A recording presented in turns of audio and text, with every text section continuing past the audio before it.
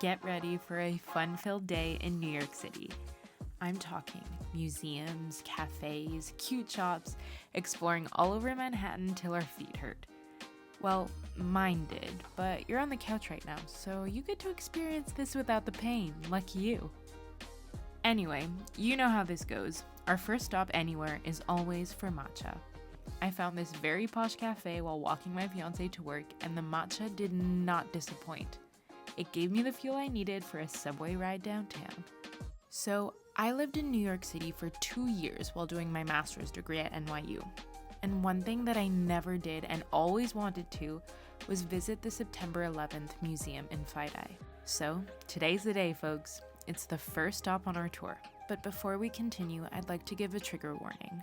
While I think places like this are extremely important to visit, it's a very difficult sight to behold. If you aren't ready to witness or be brought back to the atrocities that occurred that day, I very much understand, and please feel free to skip ahead. I promise every other stop on our tour will bring you joy. Now, most of the museum is actually underground, within the foundations of the Twin Towers.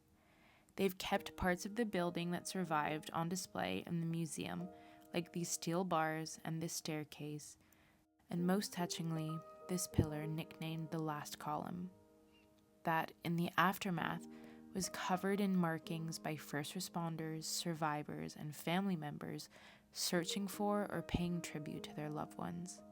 There are many exhibit halls within the museum, some showing harrowing photos captured right after the planes hit, another displaying debris and ruined material that was salvaged, like this fire truck, and the satellites that were fixed on top of the towers. The museum also portrays the aftermath of what survivors and people living in Lower Manhattan have gone through in terms of their health after inhaling so much dust and debris. There's also sections where they don't allow filming, and those are definitely the most impactful. They go through the events chronologically and introduce you to the hijackers, the pilots, the air hostesses, the passengers, and you can hear first-hand accounts of both survivors and those who weren't so fortunate. There's a large part of the museum where you actually can't take any photos or videos, and that was definitely the most poignant part for me. You hear first-hand accounts and you actually see remnants of that day, like plane seat belts and masks with dust on them, and just hearing the voices of the people who perished in the plane crash really was difficult. And I was definitely glad that there were Kleenex stands sprinkled around, but definitely recommend a visit, even if it's through teary eyes. Not gonna lie, that was a really heavy morning activity. What do you say we go pay a visit to an old friend to lift our spirits? Pun intended. When I lived in New York, I actually lived in the building where Alexander Hamilton died from his wounds after a duel with Aaron Burr, sir. Shout out to Hamilton, the musical, and Lin-Manuel Miranda.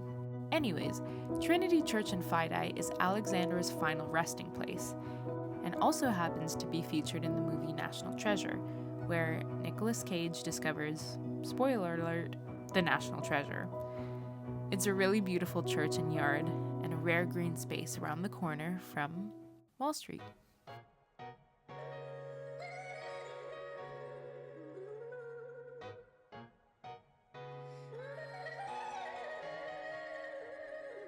I kind of want to switch up the vibes, so let's hop on a train and see what's happening in Soho.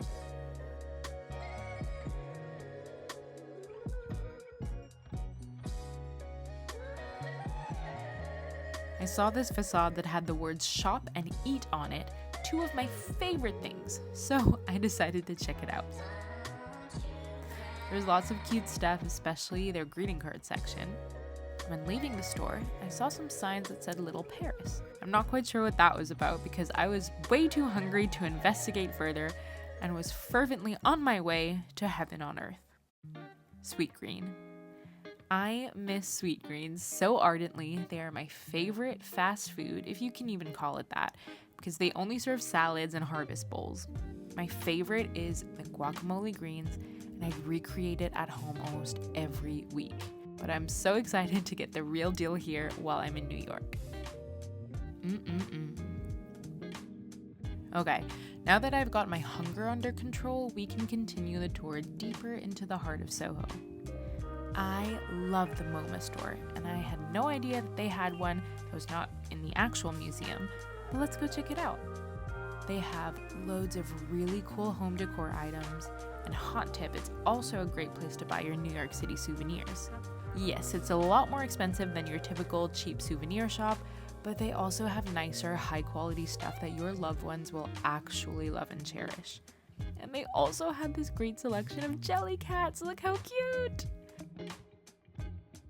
Continuing on with this beautiful afternoon in Soho. Ooh, a Free People. We don't have that in Montreal. Let's go have a look. I am a sucker for a wall of sunglasses. And, oops, I got these ones. Moving on to Anthropologie, they had some really cute things, but ultimately nothing I wanted to spend my money on. So, on to the next, one of the best bookstores in New York City, McNally Jackson. If you are a sucker for stationery like me, this will be your heaven. There were so many good things here that I wanted to buy, but I was so overstimulated that I didn't end up getting anything at all. Does that ever happen to anyone else? Let me know in the comments so I don't feel so alone. I decided to spend some time walking outside just to regulate the overstimulation, and in doing so, I stumbled across this gorgeous little flower stall, and all was right in the world. And to make matters even more miraculous, look what's just around the corner. I got myself a soft serve matcha, which was so good. I wish I had some on tap in my home. Oh my god. The second matcha of the day gave me the little energy boost I needed to walk from Soho to Union Square, stopping at another one of New York's favorite bookstores, the Strand. I always love popping in here every time I'm in the city. It's just so whimsical, and I love getting lost in their different floors. Legend has it they have 18 miles of books within their shelves. And I'm not gonna lie, I spent a couple hours here, and before I knew it, it was time to meet up with my fiance and some friends at Gallo Green, a beautiful, lush rooftop in Chelsea.